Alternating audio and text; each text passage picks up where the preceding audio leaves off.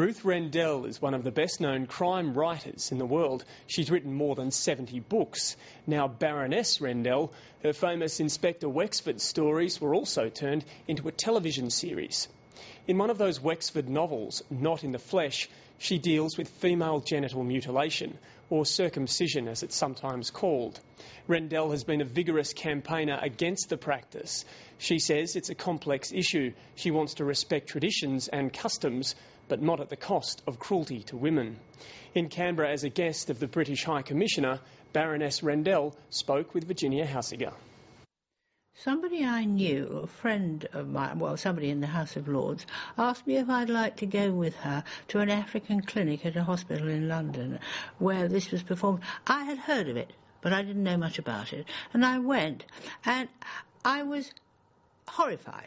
I'm still horrified after, I suppose, 12 years of this.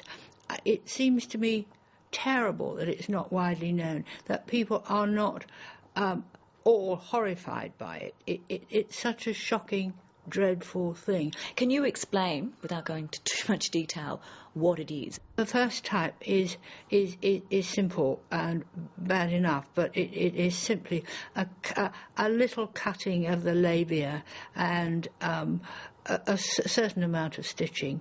Type 2 is a little bit more extreme, but type 3 means removal of the clitoris entirely, removal of the internal or the small labia, the labia minora, and stitching the labia majora over the top, stitching and leaving very small holes for urine and menstrual blood to pass through. Very, very small holes, the size of a pinhole.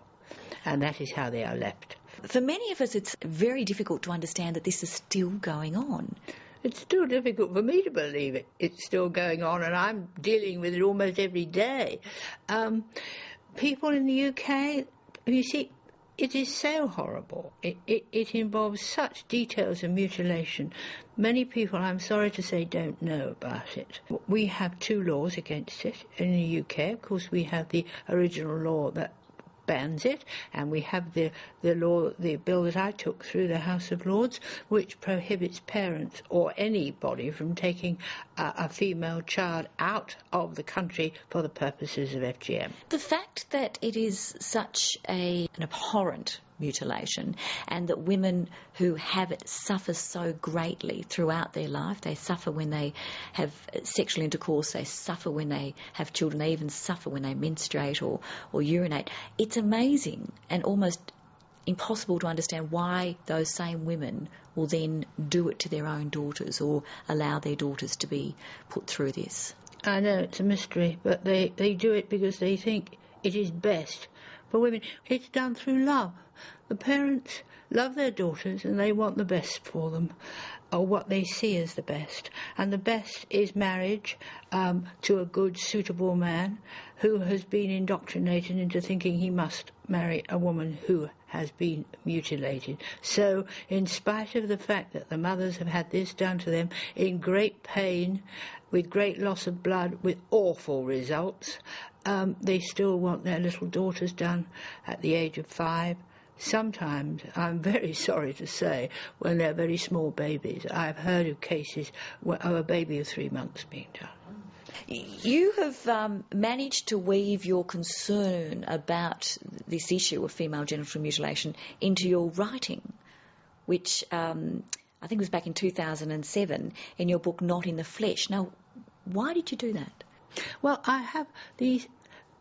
Some of the books I write are detective stories in a sort of series, and for about the past 15 years I've had a political element. Well, I call them the political Wexfords.